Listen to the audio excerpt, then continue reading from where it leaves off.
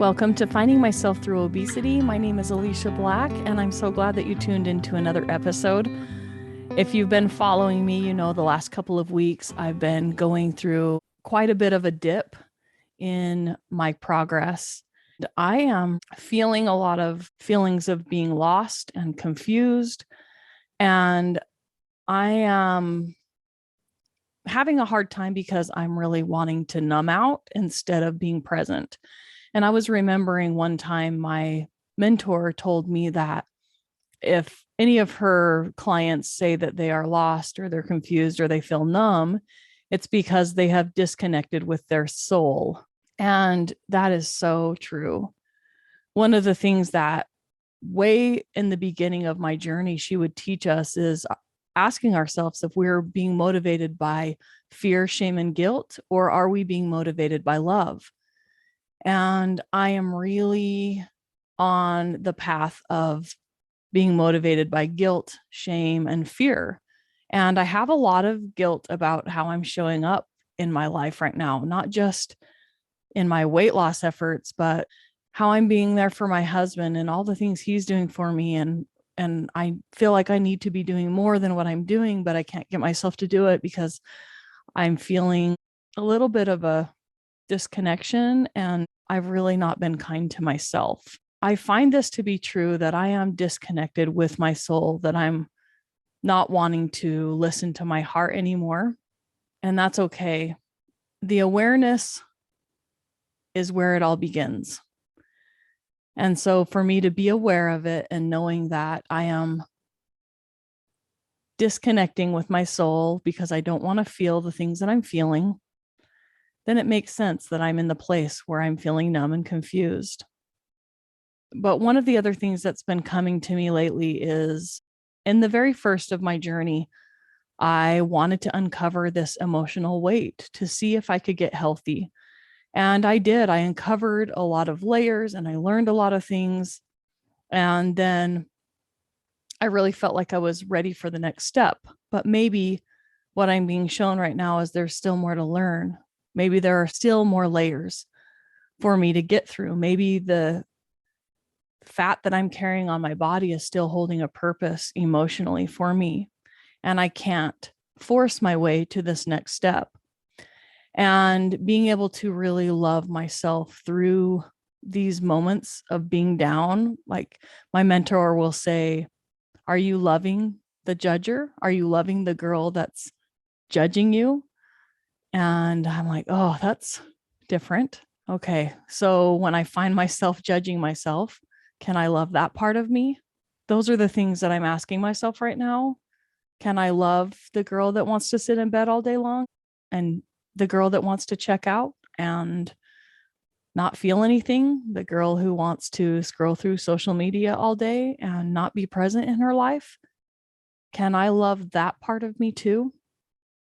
And so that is the awareness that I'm getting this week. And I thought about how I started this journey, and I keep getting reminded to go back to the simple things that I started doing and see where it leads me.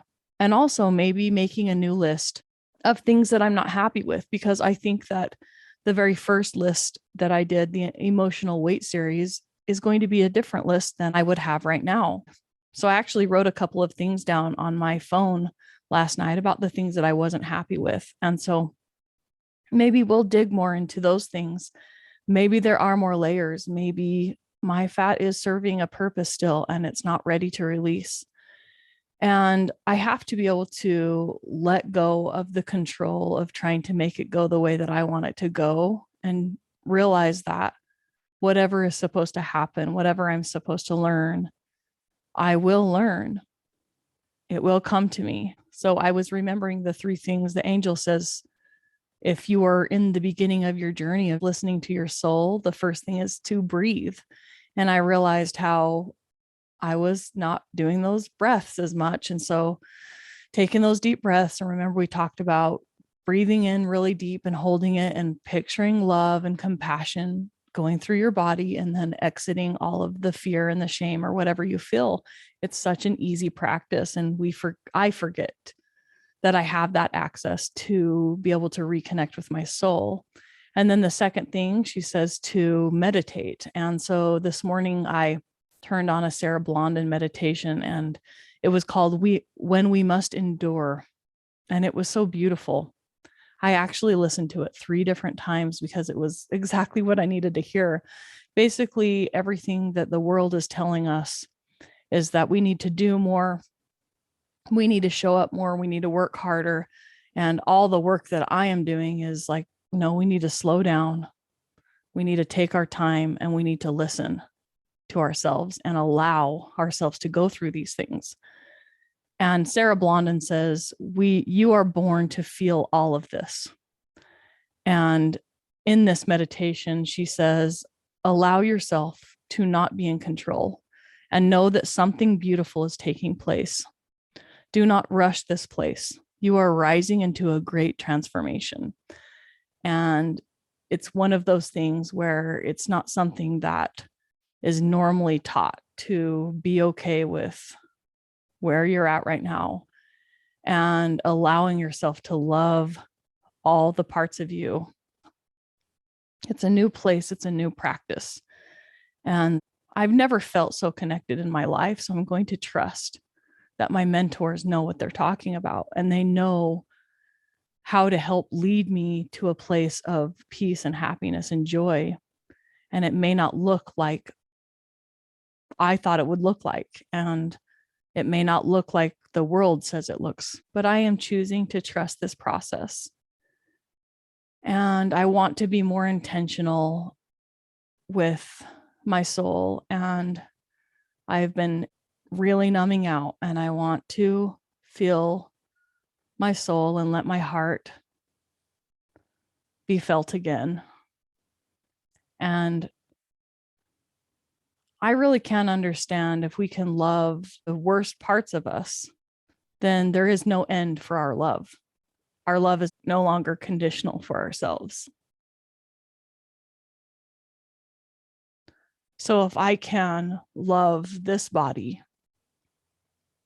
no matter if it changes or not, then I know that no matter what, my body will always be loved. And that I will let go of those conditional ways of thinking. And it's the same thing with all the other things that I want to become. I'm not like all the other moms who are like a doer. You know, I've always struggled with doing all the things. I'm more of the one who wants to play, and I want to love you, and I want to have quality time with you. So I feel really guilty a lot of times because my husband's a really hard worker, and he just does everything he can for me. And I feel like I need to do more to show him my loyalty to him, or my commitment to him is as much as what he's doing for me. And I struggle with that because I'm more of this person who, when I love you, you know it, and I show it and you feel it, but I have a hard time doing things. So a lot of the women in our classes, they are doers, and they have to stop themselves from having to do everything. But I'm not one of those. I can get in moods where I will, do more all or nothing. There are things that I do. It's hard for me to push myself to do things I don't like doing. But if I had a job, I would be really good at showing up and doing that. But to motivate myself to do something is really hard for me unless I love it and I want to do it. Over the next week, I really want to pay attention to my soul and my heart and make sure that I am loving all the ways that I'm showing up for myself or not showing up for myself, like all of it. I want to try to have compassion for all the parts. And it's hard when I want to be different, but I'm not. So I'm going to work on that. I felt this fear of loving myself in this body because I was afraid if I loved it, I wouldn't change. And so it's kind of the same thing in this way, where I need to love it no matter what, unconditionally.